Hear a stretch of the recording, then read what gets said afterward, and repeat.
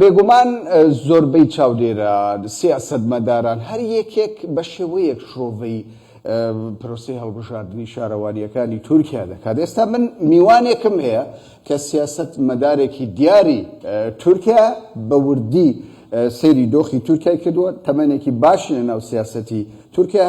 هەبووە، ئەویش دکتۆر ئوفوک ئۆراسە. دکتۆر جان بەخێر بیت بۆ ستۆدیۆی کوردستان چارت لە ئەستەمبوڵ.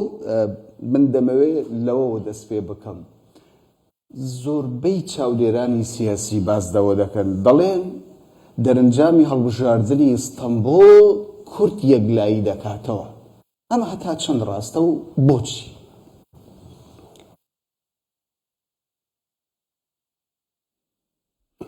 Yani doğrusu Türkiye ساڵی لە هەشتا یەک شار هەڵبژاردن هەیە، بەڵام هەڵبژاردن لە ئیستانبوڵ زۆر گرنگە. دەزانن کە هەڵبژاردنەکانی ئیستانبوڵ ڕەوشێک هەمیان بەرامبەر یەکراوەستان و هەروەها خەڵکی کوردەوانی کە دەنگ دەری کوردن ئەمان هەڵبژاردنەکەیەک لا دەکەنەوە. دەزانن کە ئەوانەی کە کوردیشن کاندیدی خۆیان هەیە بۆیە کوردەکان جیابوونەتەوە. ئەمان هەڵبژاردننی کەسێک هەڵ نابژێردن، یانی ستراتیژی تایبەتی خۆیان نییە، چونکە کاندیدی خۆیان هەیە. لە کۆتادا دەنگ بەهات پارتێک بدا سەر دەکەوێت. بەڵێ منیش لەگەڵ تۆم کوردەکان چەند دەنگ بە جاپە دەدەن، چەند بە دەم پارتی دەدەن، ئەمان ڕێڕەوە ڕاستەکە دیاری دەکەن. وایە کورد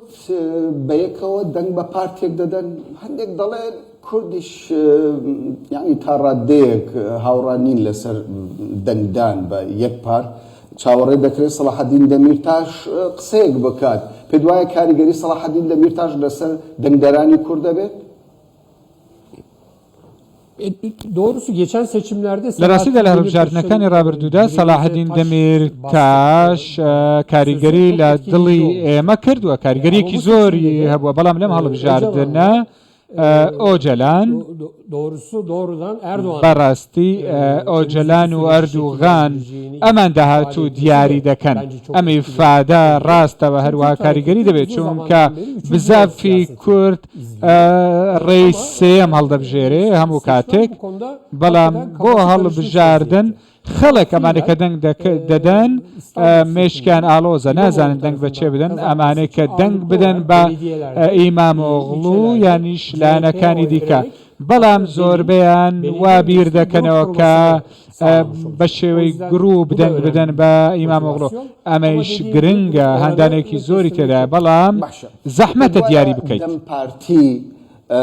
لە کام پارت نزیک بێت باشترە بۆ چارەسەری پرسی کورد، لە ئەک پارتی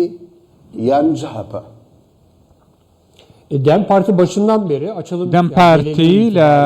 سەرەتاوە تاوەکو ئێستا گوتی کراوە دەبین ئۆجەلان و هەروەها مەجلیسی تورکیاش کاریگەری هەیە کە چی دەکا بۆ کوردەکان کە چارەسەرکردنی کێشەکانی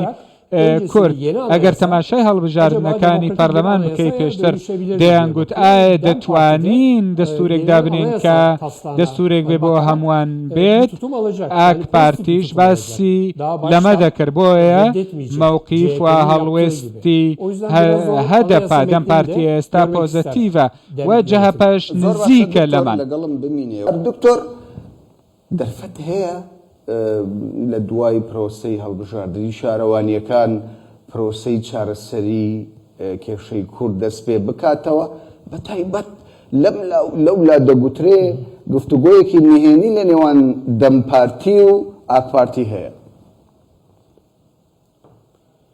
Yani bundan sonra olur en azından. بەڵێ لەمە بەدواوە لە هەڵبژاردن بەدواوە دەبێ ئەوها تەماشای بکەن لە هەڵبژاردنەکان ئۆپۆزیسیۆنەکە بەو شێوازە دەبینرێ، چێ گرنگ دەبێت چێ دیار دەبێت. لە تورکیا کرانەوە قۆناغی کرانەوە چییە؟ سیاست ئەوەندە بە مەرکەزی بووە لە ئەردۆغاندا لە ئیدارەی خوارەوە هەمویانە دژن. ئەمە پێویستە چی بکرێ؟ دەبێ دەستورێک دابدرێت لەم 3 ساڵە ئەردۆغان دەیەوێ ناوی خۆی بخاتە مێژوویەوە کە چارەسەری پرسی کوردەکە ئەمە بۆ ئەنجومەنی ئەوڕۆپا و هەروەها بۆ دام و دەستگا گەورەکانی تورکیاش گرنگە بەم شێوەی هەیە ئەردوغان بێوێ لە سەردەمی حکومڕانی خۆیدا کێشەی کورد چارەسەر بکات ئەمە جددیە یان قسەیەکی سیاسیە؟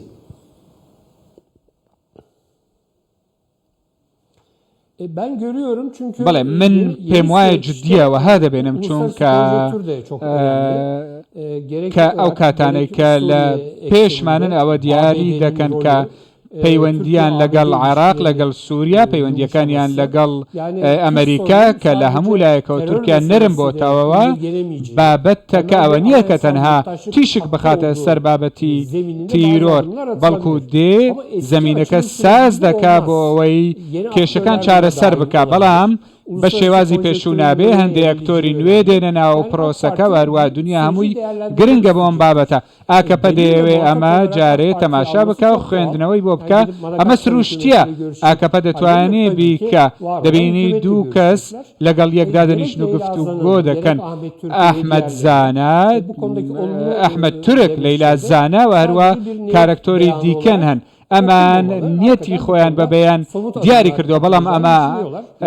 بەس نییە پێویستە هەنگاو بەهاویشترێ چارەسەرکردنی کێشەی کورد لە تورکیا قازانجی بۆ دەوڵەتی تورکیا هەبێ چ لە ئاستی ئابووری جڤاکی سیاسی tabii ki bir kazanç olur çünkü بێگومان سوودی دەبێت چونکە گەروا تەماشای بکەن ئەگەر بتانەوێت تورکیا ببێ بە مۆدێلێکی نوێ مۆدرن هەموو کەس بەناو سنامە و کەلتوری خۆی بژێ تورکیەکی دیموکراتیمان هەبێ ئەوانەی کە لە لای سووریان ئەمانەی کە لە لای ئێرانە پێویستە ئەمان سنوورەکانی خۆیان بپارێزن و ئەمە گرنگە بۆ ئەوەی ئێمە ڕەوشەکە ئاسایی بکەینەوە هەروەها پەیوەندیەکانی تورکیا و عێراقیش لەم نێوەندەدا گرنگ دەبن پێشتریش ئەو مۆدێلەی کە پێشخراوە لەگەڵ بارزانی ئەمەش گرنگە پێویستە تورکیا ئەم مۆدێلە پەرە پێ بدا بەیەکەوە هەردوو لامان سوودمان دەبێ هەردوو لا بەیەکەوە هەمانگیمان دەبێ هەر کەسە بە شێوازی خۆی ناکرێ بژیت پێم بڵێ ینی بەجددی ئەم هەڵبژاردنە دەتوانێت شتێک لە تورکیا بهێنێتە ئاراوە بە تایبەت کە مەقسەد لەسەر ئابووری تورکیا دەکەیت ئابووری زۆر خراپە دکتۆر گیان خەڵک ئێستا بە کەمی گۆشتی سوور دەخوا یعنی هەموو شتێک گران بووە پێ دوایە لە دوای ئەم هەڵبژاردنە دۆخی ئابووری تورکیا باش بێ و داهاتی خەڵکی تورکیا بەگشتی باشتر ببێ Doğru çünkü ڕاستە ئەوەی دەیڵێ چونکە ڕەوشەکە زۆر خراپە لە هەڵبژاردننی پێشتریش ئەوانەی سەرۆکایەتی دەزان بوومە لەرزە هەبوو ڕەوشی ئابووری خراپە بوو خەڵک دەنگیدا بە ئاک پارتی تەماشایان دەکرد کە ئۆپۆزیسیۆن ئەوەی نەکردووەکەمان قانابن پێی وەروە دەنگی پێ بدەن ئەمە هەم ئۆپۆزیسیۆن هەم دەسەڵات زۆر باسی دەکەن بەڵام لە داهاتوودا چی ڕوودەدا چی دەبێ نازانین ئاک پارتی زیاتر فۆکس دەخاتە سەرم بابەتەوە هەروە لە هەڵبژاردن ڕەنگە زەرەری زیاتر بکە لەم 3-4 ساڵە دەسەڵات زیاتر باجوەردەگرێ و هەروە پێویستە فۆکس بخاتە سەرم بابەتە و هەروەها فۆکس بخواتە سەر بابەتی چارەسەری ئاشتی چونکە پارێکە لە بابەت سەربازی خەرچی دەکەی گەلێ زۆرە هەڵبژاردننی پێشووی 2023 سەرۆکایەتی کۆماری تورکیا هەموو ئەنکێتەکان ڕاپرسیەکان باسییان لەوە دەکرد کەمال کلیژدار ئۆغڵو لە پێشەوەی ئەردوغانە ئەم جارە ئەو 6 پارتەوەی ئۆپۆزیسیۆن کە بەیەکەوە بوون پشتی ئەردوغان لە ئاردی دەدەن ئەم جارە یعنی ڕاپرسیەکان تا ڕەندەیەک هەمان شت دووبارە دەکەنەوە لە ئەستەمبۆڵ دەڵێن ئەکرەم ئیمام ئۆغڵو لە پێشە بۆ چوونی دکتۆر وفوق چییە؟ کامیان سەر دەکەوێت؟ Yani anket Evet, ئەنکێتەکان ئەوانەیە ڕستپاردا باز دەکەن ئەمان باسی هیوا دەکەن هیوا دەکەین ئەردۆغان دەیباتەوە یاخود لایەنێکی دیکە دەیباتەوە بەڵام ئێمە باس لە کاریگەریەکان دەکەین کاریگەریەکان چۆنن سیاست بەو شێوازە بەڕوێژ دەبە بەڕێوە دەچێت ئەنکێتەکان باس لەم هەفتەیە ناکەن چونکە سندوقەکان یەکلای دەکەنەوە چێ دەیباتەوە چونکە ئیرادەی دەوڵەت لە پشت ئاکەپە هەیە بۆیە پێشبڕکەیەکی عادل نییە مۆدێلی پروپاگەندەکان عادل نییە بەڵام من پێم وایە کە دیسان ئاک پارتی شانسی زیاترەوە دەبینی کە جارێکی دیکە ئاک پارتی دەیباتەوە بەڵێ وا دەیبینیم سەبارەت بە پارتەکانی ئۆپۆزیسیۆن یعنی 6 پارت بەیەکەوە بوون نەیانتوانی سەرکەوت بەسەر ئەردۆغان لە هەڵبژاردنی سەرۆکایەتی کۆمار ئەم جارە دەبینین ئی پارتی جەهەپا دەم پارتی بەڕاستی ئەمانە هەریەکە لە بەرەیەکن هەریەکە بە شێوەیەک سیاست دەکەن دەرفەتی ئەوە ماوە ئەکرەم ئیمام ئۆغڵو بتوانێت سوپرایزێک دروست بکە Tabii yani böyle bir ihtimali var. بەڵێ احتیمالێکی وهاش هەیە بەڵام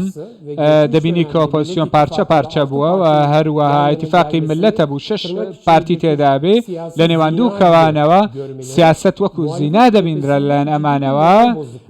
مۆڕاڵ کاریگەری لێ بووە لەلایەن مخالەفەت و ئۆپۆزیسیۆنەوە بەڵام ئەوە قبول دەکەین کە ئیمام ئۆغڵۆ کاریزمایەکە دەتوانێت بیباتەوە بەرامبەر بەیەکەوە دەیبینین بەڵام ئەوەی من دەیبینم ئاک پارتی لە هەفتەی کۆتایی سەر بەسەرەوە دەنێەوە ڕەنگە هەندێشت بگۆڕێ و بیباتەوە من پێم وایە کە ئەم پارتی دەوڵەتە و کاریگەری هەیە سیاسەتمەدار و چاودێری سیاسی زۆر سوپاست دەکەین کە کاتی خۆت بە ئێمەدا بەشدار بووی لەم بڵاوکراوەی هەواڵ لە ستۆدیۆی ئیستانبول لە کوردستان Ben teşekkür ederim. من سوپاستان دەکەم کەم فرسەتتان پێدام